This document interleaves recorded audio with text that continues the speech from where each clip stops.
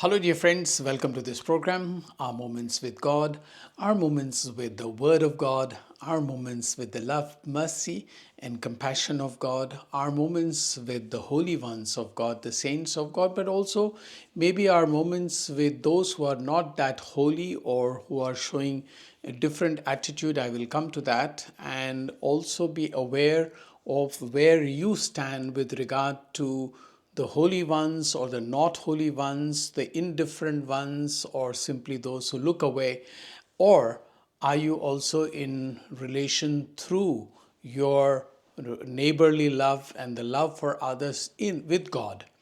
And of course, I invite you to be co-proclaimers with me of the Word of God, and simply by sharing the videos with others, asking your friends and families to subscribe and press the like button, and also please write some comments. Thank you very much. As you know that on 6th of January here in Europe, many are still celebrating the feast of the Epiphany, but because we celebrated it on Sunday, the reading today from the first letter of St. John chapter 4. Actually, this first letter of St. John is all about love. So he is actually repeating what he has already said, that whoever loves knows God, and whoever does not love does not know God. This is something that we also mentioned the other day. And in the gospel, Jesus is preaching to many people, and people have been with him and are hungry. So he asks his disciples to give them something to eat, and that whole story of where shall we go to buy food, etc.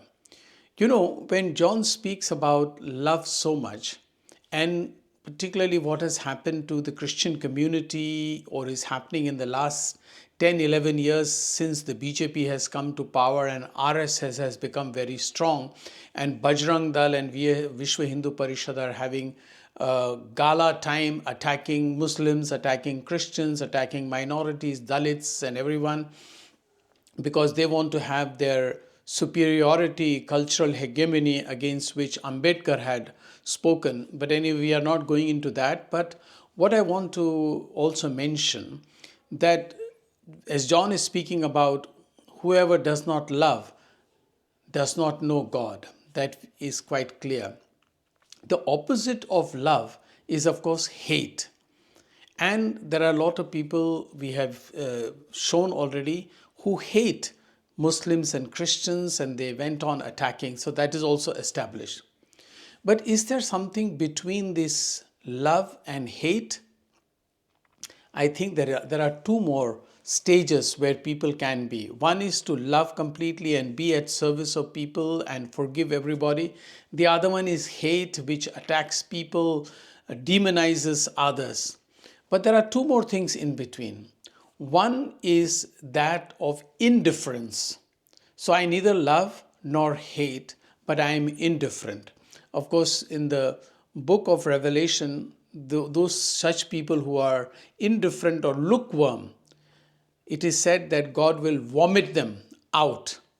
But there are people, let's say for our practical applications, indifferent to, particularly to what is happening now to Christians. They are completely indifferent. Now remember, many of these people have passed through our Catholic or Christian institutions. They have received the best of education from these institutions, or many who have also received help either in the hospitals or through social work. They have been uplifted, they have become aware of their own rights, and they are able to fight for their own rights. But at this moment, when the attacks are going on, they are sitting just indifferent. What will happen to these people? Of course, there is a major question also to our school authorities. What has happened to your education that you gave to these students, children at that time? Why are they quiet? Why are people not coming forward except some journalists and some left thinking people or some human rights activists? Most people are quiet. There are people like some journalists like Rajdeep Sardesai who are speaking up, but by and large, Most of them who have received such fine education from our schools and know that the allegations made by Bajarang Dal are all completely false, baseless, they are just indifferent. They are sitting quiet. This is a good question, some of you who are listening to this program, to try and provoke. Go and talk to the principals of the schools or to those students you know have passed through our schools. Why are you so indifferent towards this community? There is one more category of people, which is who are called looking away. I remember the title of the book by Harsh Manda. Some more than 10, 11 years ago, he wrote a book, Looking Away.